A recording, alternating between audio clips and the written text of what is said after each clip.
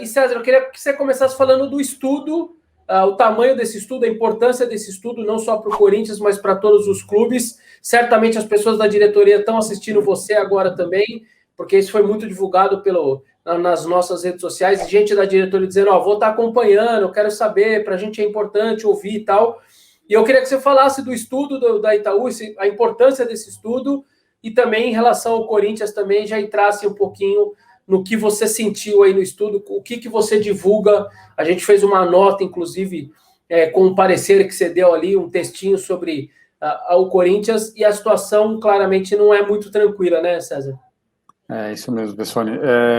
Sobre o estudo, enfim, é um estudo que já tem 11 anos, a gente começou a fazer ali meio quase como brincadeira de analista que analisava os balanços dos seus clubes, aí acabam ganhando um espaço grande na imprensa e, de certa forma, nos clubes, né? Eu sei que, para muito dirigente, eu não sou muito bem visto, né? Porque quando a gente aponta os problemas, as pessoas não gostam, eles preferem reclamar com o carteiro, mas a realidade está lá, os números não escondem.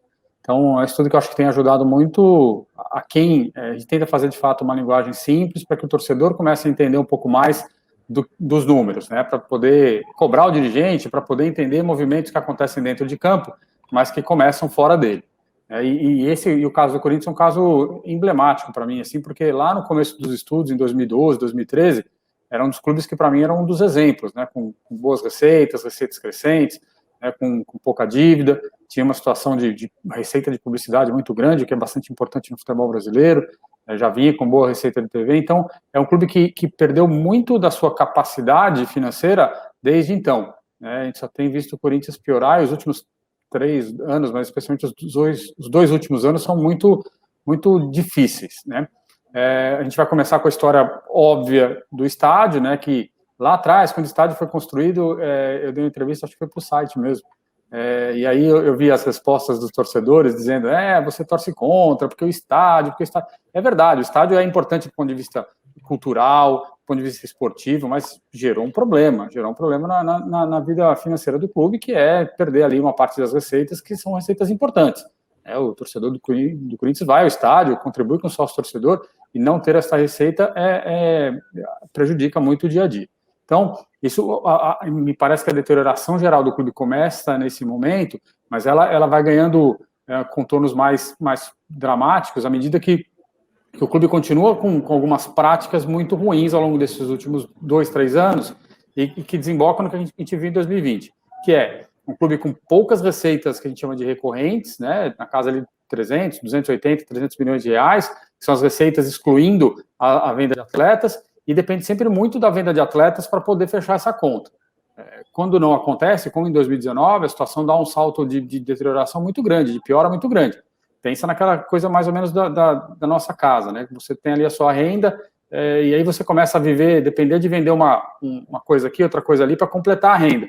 O ano, naquele momento que você não vende, os seus custos estão mais altos, e aí você é obrigado a ir para o cheque especial, para parcelar cartão e tudo mais. Então, é um pouco do que aconteceu com o Corinthians em 19 e em 20, até por conta da pandemia, isso piorou. Né? Então, o Corinthians continua investindo, continua comprando lá o celular novo, a geladeira parcelada, só que sem renda.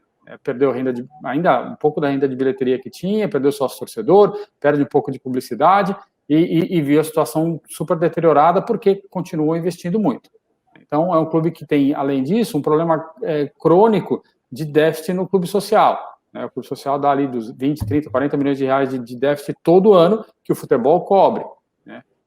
Então, assim, a gente tem uma série de questões ali que vem fazendo o clube piorar a sua situação, aumentar suas dívidas, atrasar muito os seus salários. Então, o clube também tem ali vinha com uma política quase que recorrente, né, quase que constante de não pagamento de fundo de garantia, não recolhimento de imposto de renda, que ano passado culminou num refinanciamento de mais de 100 milhões de reais.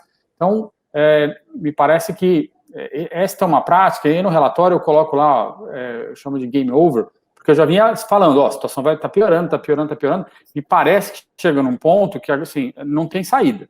Né? Acho que acabaram, assim, as alternativas de puxar daqui, adiantar de lá, deixar de pagar colar, assim, é a hora de colocar a casa em ordem, sob risco de, eu vou exagerar aqui, tá?